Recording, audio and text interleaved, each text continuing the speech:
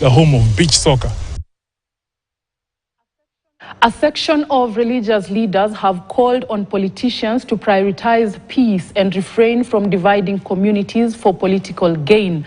Led by the Secretary General Federation of Evangelical and Indigenous Christian Churches of Kenya, Bishop David Tagana, religious leaders including bishops, reverends, pastors and evangelists emphasized that political leaders have a responsibility to ensure peace prevails across the country.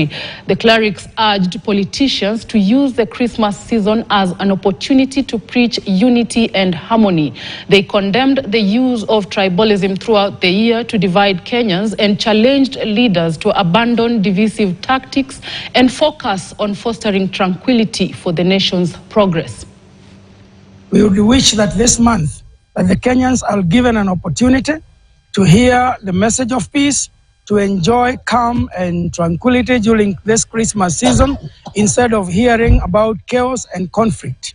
We have recently endured watching very terrible images of people fighting in a barrio, which is very, very unfortunate for our country. Tunaongea sana kuhamasisha kwamba watu wakaishi na amani katika msimu huu, yasiwe mambo yale ambayo tumeyaona miezi ya nyuma ambayo ilifanyika Tana River kule maeneo ya Bura, kwamba jamii ziliunukiana, lakini tunashukuru kwamba viongozi wa makanisa na viongozi wa mashirika mengine yaliingilia kati.